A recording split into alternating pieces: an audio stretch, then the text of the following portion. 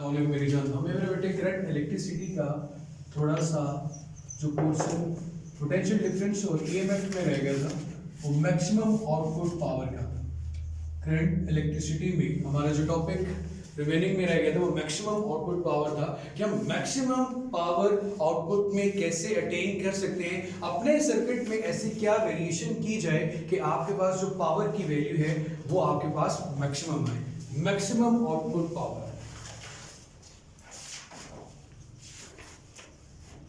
और मजेदार भी है और आसान सा क्वेश्चन है, उसमें से कुछ मुश्किल नहीं। आपने सबसे पहले वही सर्किट इस्तेमाल करना है लाइक जैसे कि आपने पहले किया कि सपोज आपके पास कोई बैटरी है, उसके इंटरनल रेजिस्टेंस को रिप्रेजेंट करने के लिए आपने यहाँ पे स्मॉल r लिख दिया और यहाँ पे एक सर्कल ड्रॉ कर दिया था। लाइक ये रिप्रेजेंट कर रहा था कि ये आप EMF की बात कर रहे हो और उसकी इंटरनल रेजिस्टेंस को, क्योंकि रेजिस्टेंस बहुत कम होती है तो उसको स्मॉल r से रिप्रेजेंट कर देते हैं। ऐसे था मेरा बेटे। फिर हम इसके साथ एक्सटर्नली एक कोई भी चीज कनेक्ट करते हैं, जैसे कि एक्सटर्नल एक रेजिस्टेंस लगा दी, फिर आपने कोई स्विच यूज कर लिया और सर्किट को कंप्लीट कर दिया, पाथ कंप्लीट कर दिया। अब मेरे बच्चे यहां पे हम लोगों ने वोल्ट मीटर पैरेलल में कनेक्ट करना होता है। आप सबको बड़े अच्छे से पता है मेरा बेटा, voltmeter is connected in parallel to measure the voltage across the EMF. अगर आपने बैटरी की बात करनी है तब भी आपको पैरेलल ही कनेक्ट करना होगा, क्योंकि एक्चुअली V होता ही क्या है, पोटेंशियल डिफरेंस। तो जब भी आपने डिफरेंस कैलकुलेट करना है तो एक हाई और लो के दरमियान आप टर्मिनल कनेक्ट करेंगे तो वोल्ट मीटर की रीडिंग आपको देगी। यहाँ पे जो रेजिस्टेंस है R। अब हमारा क्वेश्चन ये है मेरे बेटे कि आप लोगों ने जब प्रीवियसली लेक्चर को या टॉपिक को देखा था तो वहां पे करंट की एक इक्वेशन हम लोगों ने ड्राइव की थी। वैसे हमने ये कहा था कि हमारी जो टोटल ईएमएफ है, जो टोटल एनर्जी है वो दो हिस्सों में डिवाइड हो रही है। ऐसे था ना मेरा बेटा, ये सीरीज सर्किट है तो करंट की वैल्यू तो सब में सेम थी, IR प्लस IR। ये मेन इक्वेशन आ गई। Law of conservation of energy तो ये कहता है ना, वोल्टेज आपका दो हिस्सों में डिवाइड हो रहा है, यहाँ पे और यहाँ पे जो वोल्टेज था उसको हमने VT का नाम दिया था, IR के इक्वल था। और यहाँ पे जो वोल्टेज है वो क्या है, I स्मॉल r। इसके साथ कैपिटल रेजिस्टेंस एक्सटर्नल आ रही है, इसके साथ इंटरनल रेजिस्टेंस अपनी ही उसकी रेजिस्टेंस जिसके खिलाफ उसको लड़ना पड़ता है चार्ज को एक जगह से दूसरी जगह अपना फ्लो मेंटेन करने के लिए। अब मेरे बेटे यहां से अगर आप करंट की इक्वेशन निकालें तो I ब्रैकेट में क्या आ जाएगा, R प्लस R, और इधर बेटे क्या आ गया E। ये R प्लस R इसके साथ मल्टीप्लाई हो जाएगा, क्या होगा, डिवाइड। सो आपके पास इलेक्ट्रिक करंट की इक्वेशन आ गई R प्लस R। अगर आपको याद हो जब पिछला टॉपिक डिस्कस कर रहे थे उसमें भी हमने करंट की इक्वेशन को साइड पे लिखा था, लेकिन वहां पे हमने सिर्फ ये देखा कि चार्जिंग के वक्त potential difference across the resistor और potential difference across the battery, इन दोनों में क्या डिफरेंस आता है, कौन ग्रेटर है कौन लेस देन है, ये बात हुई थी मेरे बेटे। यहाँ पे हमने VT यूज किया था। ऐसे था मेरे बच्चे, potential difference across the external resistor. अब मेरे बेटे आपने पावर कैलकुलेट करनी है, हमें मैक्सिमम आउटपुट पावर चाहिए। तो वी नो वेरी वेल कि पावर का जो फॉर्मूला है मेरा बेटा, P इज इक्वल टू क्या होता है, I square multiply by R। We know that power हमारे पास आ गई I square multiply by R। अब I की वैल्यू मेरे बेटे आपको पता है क्या है, E over R plus R का whole square multiply by R, यही आएगा मेरा बेटा। I की वैल्यू ले ली ना और उसका क्या ले लिया, स्क्वायर। अब मेरे बेटे ऊपर जब स्क्वायर ओपन करोगे तो क्या आएगा, E स्क्वायर। ये just like A plus B का होल स्क्वायर नहीं बन रहा, A प्लस B का अगर होल स्क्वायर ओपन करें तो आपके पास बेटा क्या आता है, A square plus B square plus 2AB, यही आता है मेरे जान। तो यहां पे आप क्या लिखोगे, R square plus R square plus 2RR multiply by R। अब मुझे मैक्सिमम आउटपुट चाहिए तो भाई अगर रिलेशन में गौर करें, अगर आपको मैक्सिमम आंसर चाहिए लेकिन यहां इतनी चीजें जो डिवाइड हो रही है ये कभी भी आपका आंसर मैक्सिमम नहीं आने देगी। लाइक अगर मैथमेटिकली मैं बात करूं, मैं इस फैक्टर को जितना रिड्यूस कर सकूंगा तभी जाके मेरे पास जो पावर की वैल्यू वो क्या आएगी, मैक्सिमम। अदरवाइज तो मेरे पास पावर की वैल्यू मैक्सिमम नहीं आएगी। अच्छा मुझे ये बताओ, 2 को प्लस 2 को 4 माइनस 2 लिखा जा सकता है, प्लस 2 को 4 माइनस 2 लिखा जा सकता है। अगर ये प्लस 2 आ रहा है इसको मैं माइनस लिख सकता हूं। ऐसे सिर्फ ये चेंज इसलिए कर रहा हूं कि मैं इस फैक्टर को रिड्यूस कर सकूं। ये चेंज करने की रीजन क्या है, इस वेक्टर को रिड्यूस कर सकूं। और अगेन याद रखिएगा इक्वेशन में कोई फर्क नहीं पड़ा, E square R square plus R square minus 2rr plus 4rr, अगर मैं 4 में से 2 अगेन सेपरेट करूं तो अगेन वही चीज ही बन रही है। ठीक है मेरा भाई, इधर क्या आ गया, मल्टीप्लाई बाय आर। अब मेरे बच्चे अगर इतना सा रिलेशन देखें तो ये r माइनस आर का होल स्क्वायर बन रहा है, ये वाला रिलेशन a माइनस बी का होल स्क्वायर किसकी कहलाता है बेटा, a square plus b square minus 2ab, a square plus b square minus 2ab। तो मेरे बेटे मैं लिख सकता हूं इसको e square divided by r minus r का whole square plus 4rr into r। यहां तक आपने लिया है मेरे बेटे।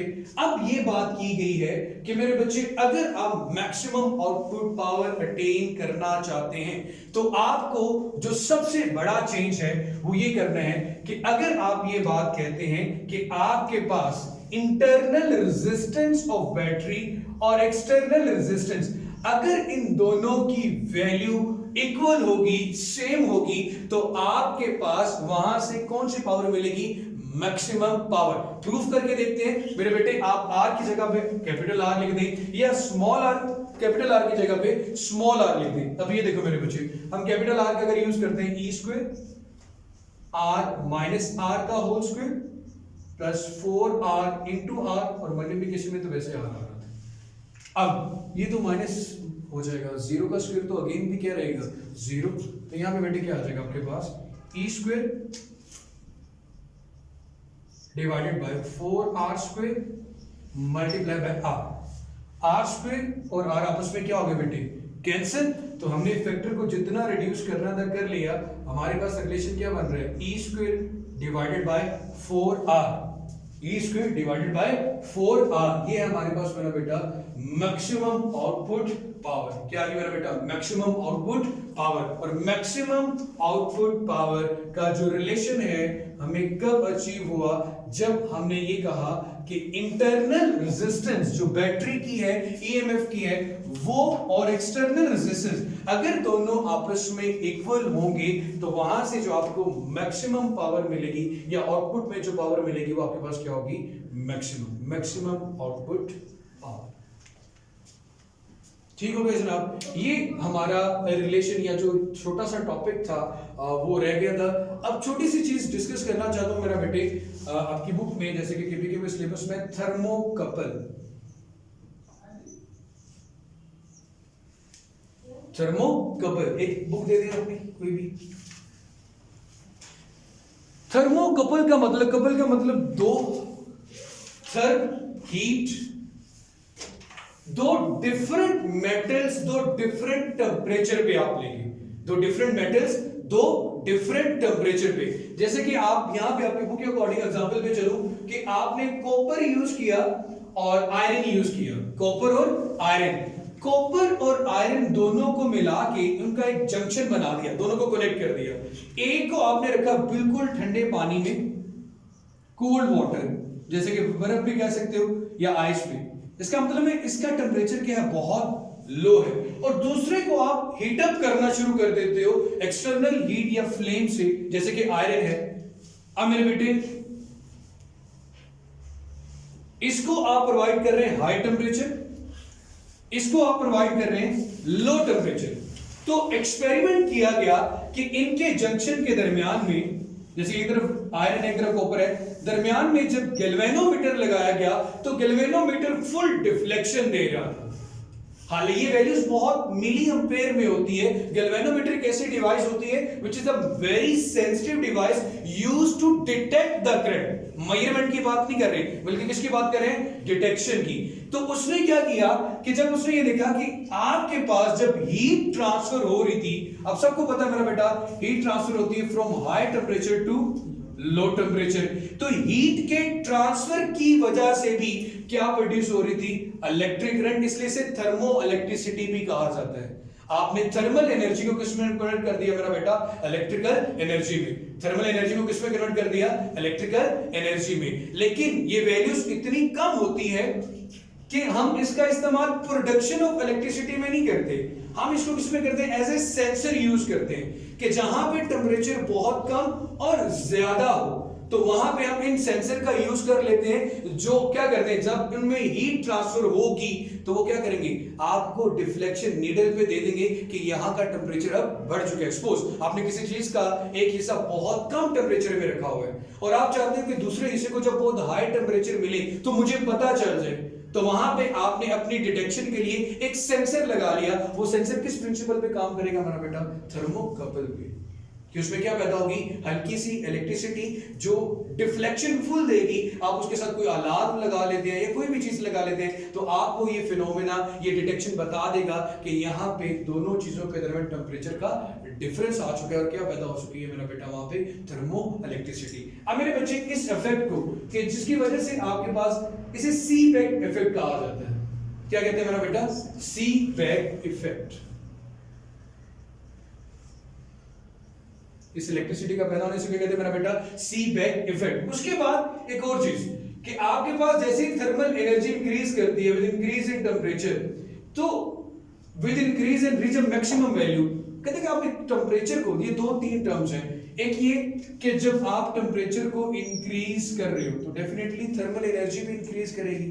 थर्मल एनर्जी के लिए करे हाई टेम्परेचर से लो टेम्परेचर की तरफ हीट का ट्रांसफर भी क्या होगा, ज्यादा होगा। वो मैक्सिमम टेम्परेचर जहां पे हीट मैक्सिमम ट्रांसफर हो रही है उस टेम्परेचर को मेरा बेटा न्यूट्रल टेम्परेचर का नाम देते हैं। क्या नाम देते हैं मेरा बेटा, न्यूट्रल टेम्परेचर। वो टेम्परेचर जहां पे हीट मैक्सिमम ट्रांसफर हो चुकी है, अब मजीद हीट ट्रांसफर नहीं होगी, उस टेम्परेचर को जिसको आपने हाई करते गए फ्लेम के साथ और मैक्सिमम हीट एनर्जी ट्रांसफर हो चुकी है, इसके बाद मजीद नहीं, उसके बाद क्या होता है वो बात की बात करते हैं, मैक्सिमम हीट ट्रांसफर हो चुकी है, उस टेम्परेचर को क्या नाम देते हैं मेरा बेटा, न्यूट्रल टेम्परेचर। अब न्यूट्रल में से लफ्ज से कुछ लोग ये समझते हैं ना कि ना कम ना ज्यादा, लेकिन यहाँ पे मैक्सिमम वैल्यू, मैक्सिमम जब थर्मल इलेक्ट्रिसिटी पैदा हो जाए, जिस टेम्परेचर पे पैदा हो उस टेम्परेचर को क्या कहते हैं मेरा बेटा, थर्मल इलेक्ट्रिसिटी या न्यूट्रल टेम्परेचर। उसके बाद आपके पास मेरा बेटा जो दूसरा इन्वर्जन टेम्परेचर आता है। इन्वर्जन टेम्परेचर का मतलब ये देखो, अगर आप देखिए मेरा बेटा आपकी बुक पेज नंबर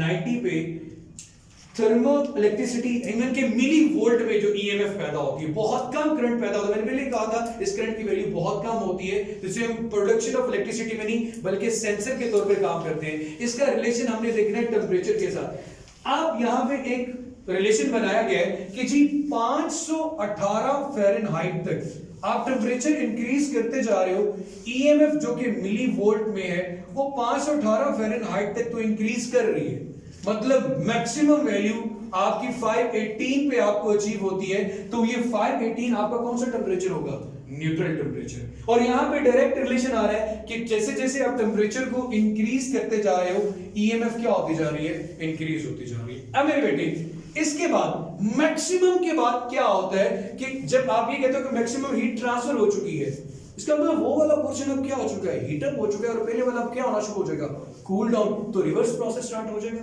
अब हीट का ट्रांसफर इधर से इधर आना शुरू हो जाएगा, तो वहां पे आप क्या कहोगे कि इन्वर्जन टेम्परेचर। कौन सा टेम्परेचर मिल रहा है बेटा, इन्वर्जन टेम्परेचर, जिसने इस प्रोसेस को अब क्या कर दिया है, उलट कर दिए। अगेन ये कॉन्सेप्ट समझो कि जैसे आप हीट का ट्रांसफर देख रहे थे from hot part two the cold, अब मैक्सिमम हीट ट्रांसफर हो चुकी है, तो मैक्सिमम के बाद डेफिनेटली फिर क्या प्रोसेस स्टार्ट हो जाएगा, रिवर्स प्रोसेस स्टार्ट हो जाएगा। उस रिवर्स प्रोसेस में जो टेम्परेचर आपके पास आता है मेरे बेटे, the particular temperature at which the thermo EMF become zero, आप बिल्कुल कहां पे आ जाते हो, जीरो पे। यहां पे आप मैक्सिमम थे तो ये टेम्परेचर आपका न्यूट्रल था, यहां पे आपकी थर्मो ईएमएफ जो ईएमएफ हीट की वजह से पैदा हो रही है वो दोबारा फिर जीरो हो गई है। उस स्पेसिफिक टेम्परेचर को मेरा बेटा क्या नाम दिया जाता है, इन्वर्जन टेम्परेचर का।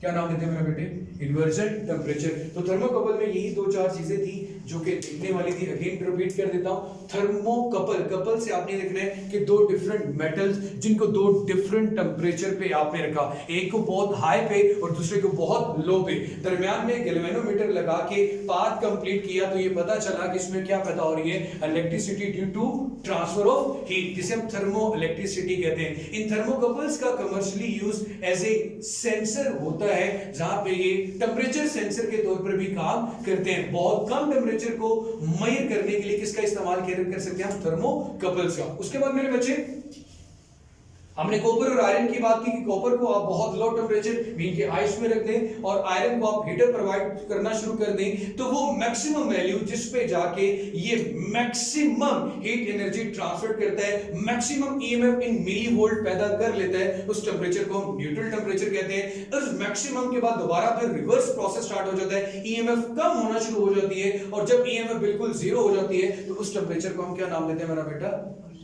Inversion temperature. आपकी बुक में ये की वैल्यू 104 फ़ारेनहाइट गिवन है और अगर शुरू से स्टार्ट करूं तो 0 नहीं बल्कि 32 होता है फ़ारेनहाइट में, ऐसे ही ना बेटा? सेल्सियस में होता तो 0 होता और फ़ारेनहाइट में हो तो शुरू की वैल्यू क्या होती है? 32 और केल्विन में हो तो शुरू की वैल्यू क्या होती है? 273। ये था मेरा बेटा आज का हमारा टॉपिक। इसके बाद मेरे बच्चे हम किरचॉफ्स के लॉज पैदा करेंगे, डिस्कस करेंगे। जैसे कि आपने ओहम लॉ पढ़ा, ओहम लॉ आपको क्या बताता है? वोल्टेज, करंट और रेजिस्टेंस के दरमियान रिलेशन। किरचॉफ लॉ भी यही चीज बताते हैं। फिर सवाल सबसे पहले ये पैदा होता है कि जब ओहम ने एक लॉ दे दिया था तो किरचॉफ को समझने की जरूरत क्यों पड़ी? तो मेरा बेटा वहां पे फर्क आ जाता है सर्किट का। एक सर्किट सिंपल सर्किट है और एक सर्किट कॉम्प्लेक्स सर्किट है। सिंपल सर्किट ऐसे सर्किट को कहते हैं जिसमें करंट की लूप एक हो, या तो पॉजिटिव टू नेगेटिव हो या नेगेटिव टू पॉजिटिव हो।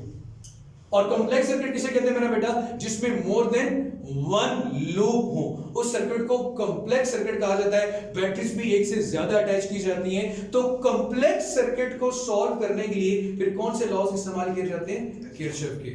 सिंपल को यूज करने के लिए कौन सा लॉ यूज किया जाता है मेरा बेटा? ओहम का। तो कल अगेन बात होगी। खुश रहिए, जीत रहे, आबाद रहे।